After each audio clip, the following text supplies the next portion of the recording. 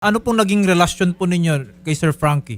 Magka-live-in po kami dati for 9 years po. Ngayon, ang setup is kayo ay nasa Jeddah, abroad, nasa kanya po Apo. yung mga bata. But yes po. Yan po ba, ma'am, is naging arrangement nyo talaga yan? Yan talaga yung kasunduan ninyo?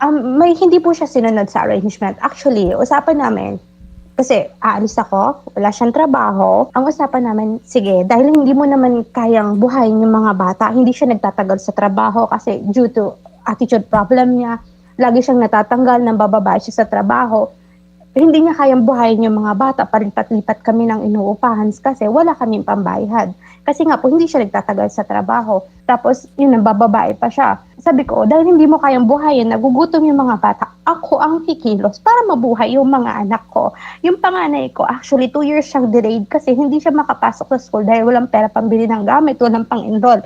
Kaya sabi ko, sige, ako na lang. Iiwan ko sa iyo yung mga bata, ikaw mag-aalaga since wala ka namang trabaho at hindi ka nagtatagal sa trabaho. Pero ako, dito kayo sa Manila titira kasi sa Caloocan pa po kami umuupa before. Sabi ko sa Caloocan kay titira kasi nandun yung mga kamag-anak ko in case man, if ever, kasi bata yung kasama niya, hinihika pa yung isa, may mapag-iiwanan siya sa mga iba pang bata kasi 3 yan. Hindi ko alam na plano niya na palang iuwi yung mga bata. Inuwi niya yung mga bata. 1 week pa lang ako noon sa Riyadh. Unang alis ko. That was, I think, 5 to 6 years ago. Tinakas niya yung mga bata. Inamin niya sa akin na plano niya na pala na kapag umalis ako is iuuwi niya yung mga bata. Wala akong alam na iuuwi niya yung mga anak ko. Ang usapan namin sa Manila sila titira. Before ako umalis, hiwalay na kami. Siya ang nakipaghiwalay sa akin, pumayag lang po ako. Tapos sabi ko doon sila titira, may inuupahan sila doon. Kasi doon sa trabaho ko before, hindi talaga ako nakakapag-cellphone. Makakapag-cellphone ako pagtapos na ng work ko. Tulog sila, so hindi ko nakakausap. Wala talaga as in. Nalaman ko na lang, nandoon na. So, ang sitwasyon natin sa ngayon, yung mga bata is nasa Isabela Negros Occidental. At Yes, ayaw ipakiusap sa inyo, kayo yung nanay? Opo. Nakausap ko sila last November pa. Last November 10, yun ko huling nakausap yung anak ko. May promise pa ako sa kanya. Kasi November 11 is his birthday. Yung isa naman is 24. May promise pa ako sa kanya. Kaya umiiyak ako kasi hindi ko alam kung ano na yung nararamdaman ng anak ko. Kasi may promise ako na hindi ko natupad. Kasi nga, blinak na ako ng tatay nila. At ano daw issue po yung kasi nun is rason, ayaw ma'am? niyang hindi ko po alam sa kanya kasi may hinihingi siya, naghihingi siya sa akin ng NMAX dahil hindi ko kayang ibigay. Kasi magkano lang naman po yung sahod ko. Yung ba yung motor? Hindi naman po ako sumasahod ng ganong kalaki. Opo. Tapos, nung birthday, syempre, yung dalawang anak ko, panganay, birthday is November 11, yung isa is November 24. Gusto ko, pag-isahin na lang yung birthday, yung celebration. Parang Kasi nga, isang beses lang akong sumasahod. Makapag-request Gusto ng niya NMAX. magkaiba ang celebration, which is, I can't afford it. Kasi magkano lang naman yung sinasahod ko. Tapos, syempre, nag-iipon din ako para sa future nila. Kasi nga, nag-aaral. Hikain yung pangalawa ko, yung babae. So, iniisip ko, in case of emergency, at least may mahuhugot akong pera na hindi yung kailangan naghihingalo na yung anak ko pero wala akong mailalabas na pera. Yun po, last ko sila nakita is November pa talaga.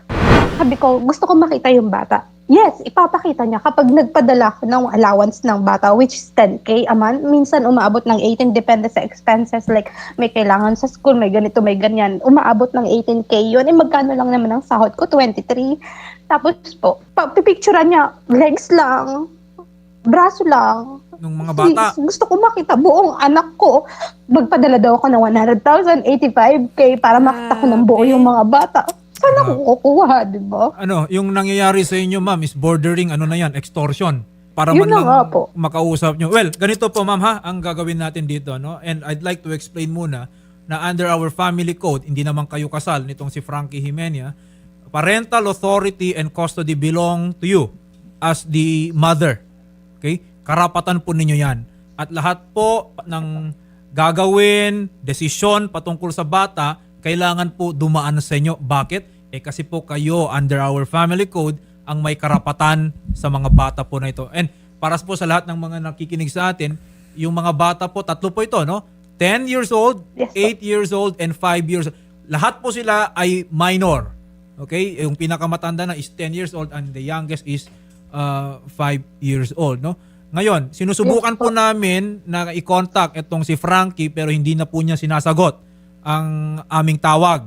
Pero Ma'am Larilet, ang legal remedy po natin sa ngayon kung gusto po ninyo na makuha na po yung mga bata, we can file a writ of habeas corpus in the custody regarding the custody of children. Okay? Ngayon, Yes I po. understand kayo po ay nasa Saudi.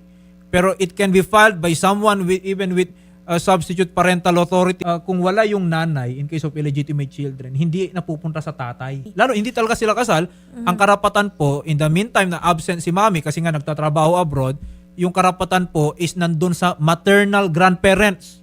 So, Ma'am Larilet, kung hindi po kayo Yes makauwi sa ngayon, we will need the cooperation of your parents, yung lolo at lola on your side, Apo. para sila po ang magsampa ng kaso. Pag ma-file po yan, ang korte po ay mag-i-issue kay Frankie ng tinatawag na writ of habeas corpus. Kailangan niyang i-produce, kailangan niyang dalhin yung mga bata sa korte at kailangan ipakita niya na ligtas itong mga to. Okay? And they are safe. No? At yung ginagawa po niya na pag-extort sa inyo para dun sa kagustuhan niya, in exchange ay makakausap or makikita ninyo yung bata, that's violation of VAUSI. Okay? 9262 violation against women and children. Kitang-kita naman po natin the psychological effect dito Yes. sa nanay.